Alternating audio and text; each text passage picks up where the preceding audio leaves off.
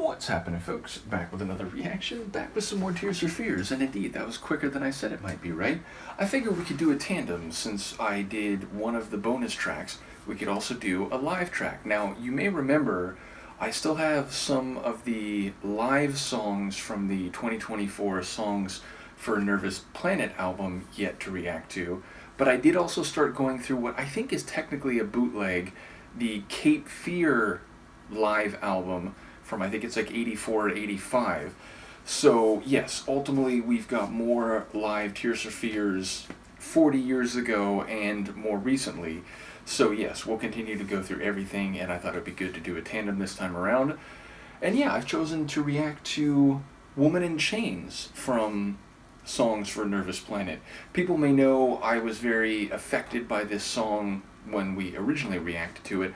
My expectation in terms of difference here is that Olita will not be on this performance, and I say that in part because I don't know, 3 months ago, something like that, I did a reaction to a mini song documentary about Woman in Chains, and I had also already reacted to the music video, I believe.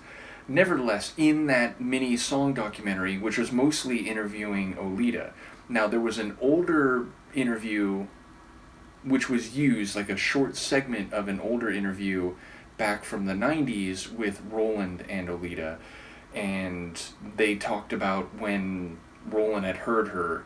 But ultimately the point is, in that song documentary, Olita then, I want to say this was like mid-2010, something like that, she was saying that she had stopped touring because she just didn't want to taint her own legacy. She felt like she just couldn't sing the way that she used to, and thus didn't want to perform and to be out there too long. And I was saying in that mini song documentary that I respected that, I appreciated that. And even though I respect the other side of it, I respect artists that still do perform even though they're not quite what they used to be. But yes, I totally understand the idea of if I can't do it the way I did it before, then I don't want to do it at all because that would be a disservice and so on. So I did think that was interesting. And again, if that was mid to late 2010s, then surely this is not Olita here. I do wonder who will be doing the female lead. And maybe this is something that was mentioned. I know, Kim and others had talked about the performances that are included for the live material here on Songs for a Nervous Planet, but in the moment, if something was mentioned about that, I don't recall. In any case, I do think it's a wonderful song, and I'm keen to hear how the 2024 version of Kurt and Roland will perform it. So let's give it a listen. This is Tears for Fears and a live performance of Woman in Chains as performed in the live material included on Songs for a Nervous Planet 2024.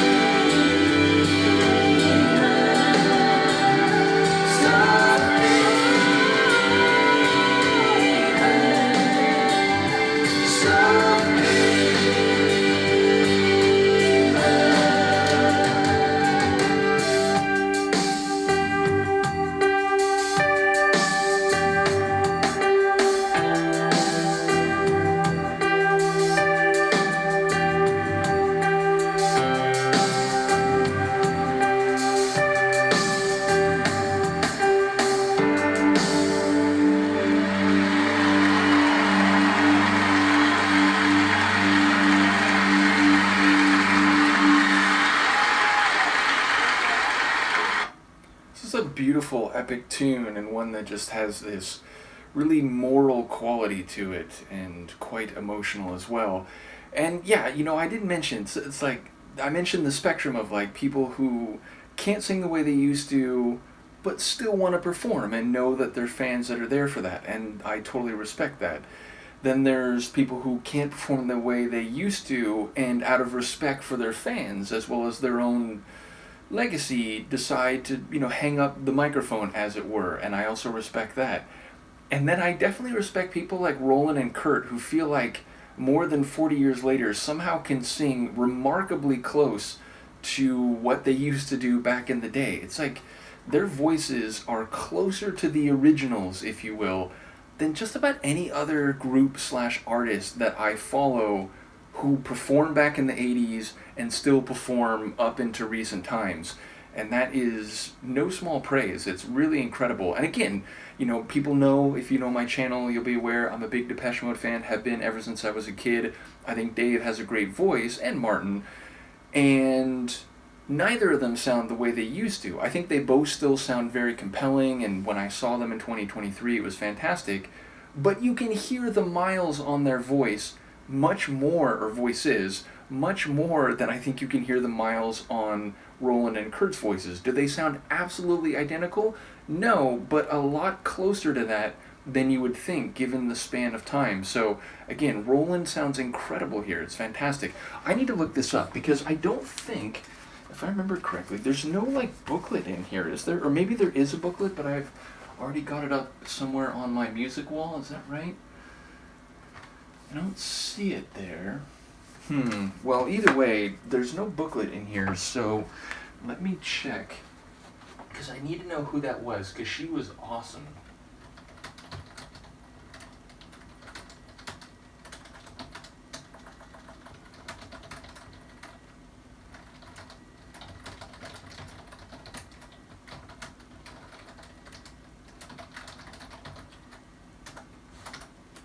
Alright, so Lauren Evans sings co-lead vocals with Roland on the live version of Women Chains from Songs for a Nervous Planet.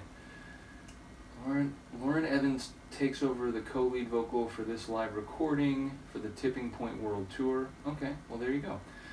So yeah, Lauren Evans, you sounded fantastic on the track. But really, it was a very true to the original performance, which I was thinking about that. I talk in some of my deep dives where I've done different live performances or reacted to different live performances of a song that I had already reacted to the studio version. And I feel like there's a certain stretch of time, like if it's a live performance right after the album or the recorded version comes out, you would expect it to be very close to the recorded or studio version, because it's a song that they're now promoting, that people have only recently just heard.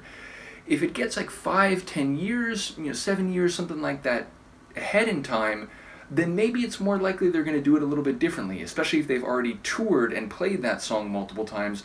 They might want to shake things up and do it a little bit differently, in a different style, or maybe with different flourishes that aren't on the album version.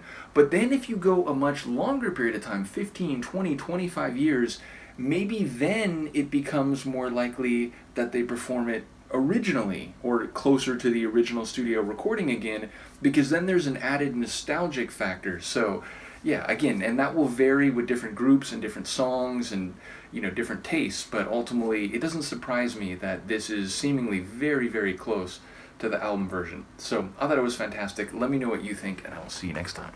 Peace.